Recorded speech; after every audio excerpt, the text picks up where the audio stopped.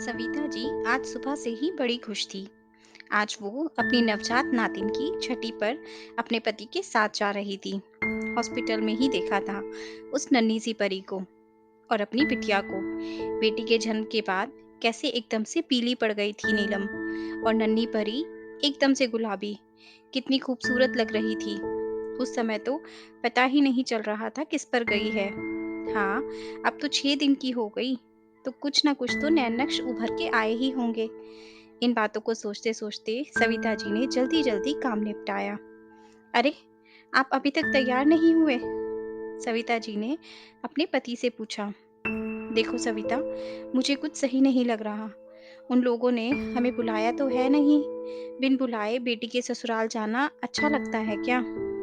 अरे, आप भी कैसी बातें कर रहे हैं? अपनी बेटी और नातिन से मिलने जा रहे हैं, इसमें भी उनके बुलावे का इंतजार करेंगे? और वैसे भी छठी पर कौन सी बड़ी दावत होती है?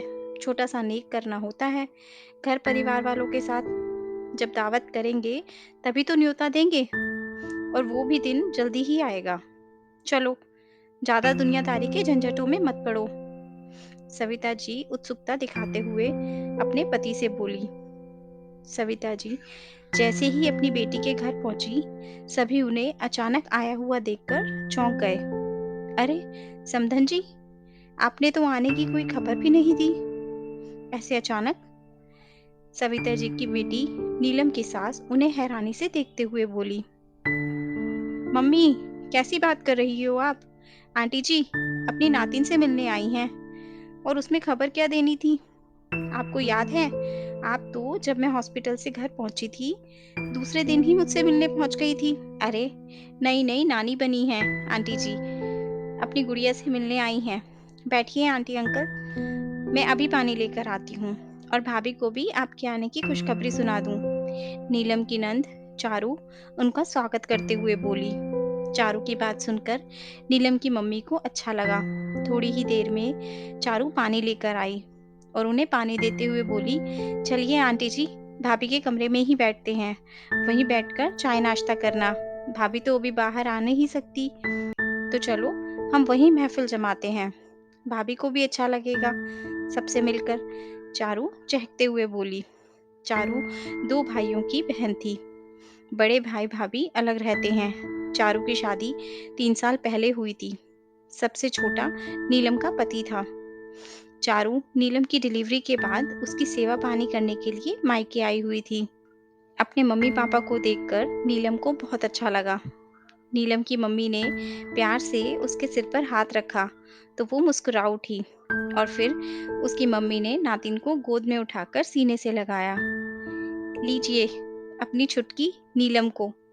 सविता जी अपने पति की गोद में नातिन को देते हुए बोली।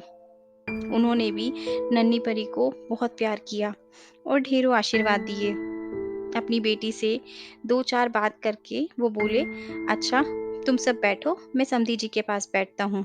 कहकर नीलम के पापा बाहर आकर समधी जी के पास बैठ गए, और सविता जी वहीं सबसे बातें करने लगी। क्या मम्मी, हॉस्पिटल से आए मुझे इतने दिन हो गए, और आप आज आए हो? नीलम अपनी मम्मी से बोली। क्या करूं बेटा, अकेले कैसे आती? आज भी इन्हें बड़ी मुश्किल से लाई हूँ। कह रहे थे ऐसे बिन बुलाए थोड़ी ना जाना अच्छा लगता है। क्यों आंटी जी, आपकी बेटी का घर है, जब चाहो आओ। मम्मी तो मुझसे जब मन करता है मिलने चली आती हैं, है ना मम्मी? चारू मासूमियत से अपनी मम्मी की ओर देखते हुए बोली। उसकी बात सुनकर चारू की मम्मी झेंप गई। अब बेटा कौन समझाए इन आदमियों को, हमारा दिल उनकी तरह कड़ा नहीं है। माँ है हम। आज भी कह रहे थे जब नातिन की दावत का न्योता आएगा तब चलेंगे।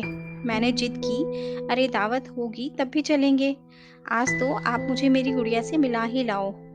फिर गुड़िया का जो फंक्शन होगा उसमें हमारी तरफ से जो आना है उसके बारे में भी तो समधन जी से पूछना था। सोचा था एक पंथ दो काज हो जाएंगे। सही कहा ना मैंने समधन जी?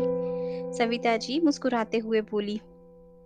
आपकी बात ठीक है बहन जी, घर का पहला बच्चा है, लड़की हुई तो क्या हुआ, ज़माना बदल रहा है, इसलिए सभी नाते रिश्तेदारों के कपड़े तो बनते ही हैं। इसके अलावा बच्ची की 1-2 सोने-चांदी की चीज़ें, बर्तन और भी छोटी-मोटी चीज़ें हैं, जिसकी लिस्ट मैं आपको बनाकर दे दूँगी। वैसे आपको पता तो सभी है कि पहले बच्चे में क्या-क्या दिया जाता है। वैसे भगवान की दया से हमारे यहाँ कोई कमी तो है नहीं, लेकिन ये नेक तो मायके वालों को करना ही पड़ता है। और रही फंक्शन की बात, तो बहन जी, हमारे यहाँ बेटी होने की दावत का चलन नहीं है, अच्छा नहीं माना जाता। बुजुर्ग कहते थे दावत करने से हम दूसरी लड़की को आने का न्योता दे रहे हैं। तो बताओ, अपने घर परिवार, समाज और बड़े बूढ़ों से ऊपर होकर मैं अपनी पोती की दावत कैसे दे सकती हूँ? इसलिए माफ़ करना, फंक्शन या दावत तो हम नहीं करेंगे। हाँ, जिस दिन शुद्धिकरण होगा, उस दिन आप ये सभी सामान जो मैं आपको लिस्ट बनाकर दूँगी, भिजवा देना, क्योंकि जच्चा बच्चा मायके के कपड़े पहनकर ही हवन में बैठते हैं। चारू की मम्मी दो टूक जवाब देते हुए बोली, समधन जी, कैसी बातें कर रहे हो आप?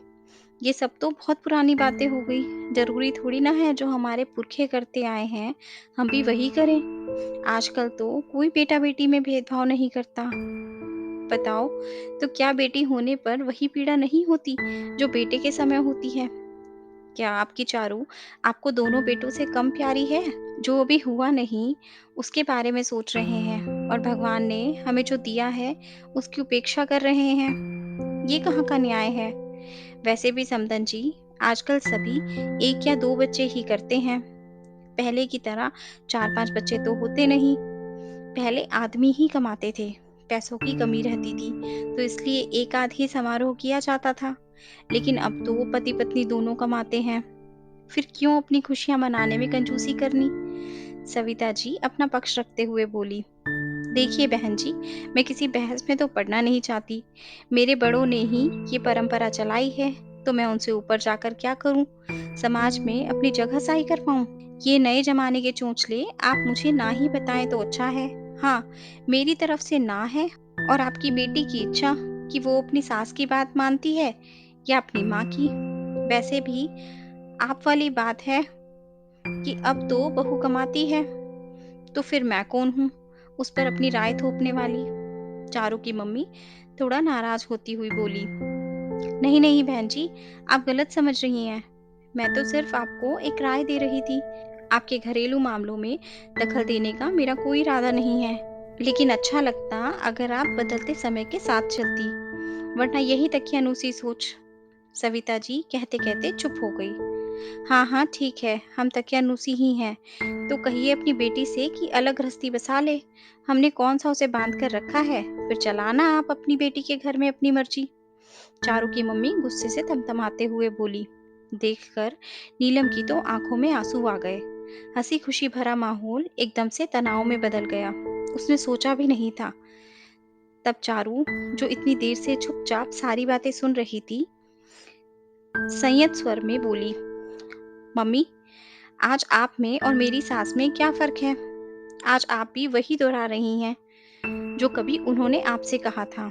ये कहते हुए मम्मी कुछ तो सोचते, आप ही बेटी वाली हो और आपकी बेटी को भी एक बेटी है। आपके जैसे तंग सोच वाली मेरी सास ने बेटी के कारण मुझे दूध में से मक्खी की तरह निकाल कर फेंक रखा है, जबकि इसमें मेरा कोई दोष नहीं। वैसे मम्मी, अगर आप अपने पुरखों की परंपरा पर ही चलना चाहती हैं, तो फिर पोती के जन्म पर भी भाभी के मायके वालों से इतना खर्च क्यों करवाना? उनसे तो आप पोते जैसा खर्च करवा रही हैं, और रोज भाभी से भी मुझे भतीजी होने के नेक के तौर पर सोने की चीज देने को कहती हैं, जिसके लिए भाभी सहर्ष तैयार हैं। मम्मी, भाभी और उनके मायके वालों से तो आप अच्छा खासा खर्च करवा रही हैं, और खुद दकियानूसी रिवाजों की आड़ में अपना खर्च बचा रही हैं। मम्मी, आप भी मेरी सास से कम नहीं। शर्म आती है मुझे आपकी सोच पर। कहते हुए चारू का गला रुंध गया। बेटी की कही कड़वी किंतु सच्ची बातों को सुनकर नीलम की सास का चेहरा सफेद पड़ गया। फिर बेटी की पीड़ा का एहसास होते ही उसने उठकर बेटी के सिर पर हाथ रखा, उसे संभालते हुए कहा, माफ कर दे चारू, मैंने अनजाने में तेरा दिल दुखाया है। तूने सही कहा, मुझ में और तेरी सास में अब तक कोई फर्क नहीं था। लेकिन आज से फ़र्क होगा। समधन जी, आप सही कह रही थी। हमें बदलते समय के साथ चलना चाहिए। तो मैं पीछे क्यों रहूँ? इसकी शुरुआत अपनी पोती की दावत से करती हूँ। खूब धूमधाम से अपनी पोती का जन्मोत्सव मनाऊँगी और आप सबको मेरी पोती की दावत पर ज़रूर आना है। अपनी पोती को लाड लड़ाते हुए चारू की मम्मी बोली। सुनकर चारू के साथ-साथ सबके चेहरे खुशी से खिल उठे। तो दोस्तों, आपको हमारी आज की कहानी कैसी लगी? आप हमें कमेंट करके ज़रूर बताएँ। हमारे चैनल पर नए हैं, तो हमारे चैनल को सब्सक्राइब करें और ये वीडियो अच्छी लगी हो, तो दोस्तों के साथ भी शेयर करें। धन्यवाद।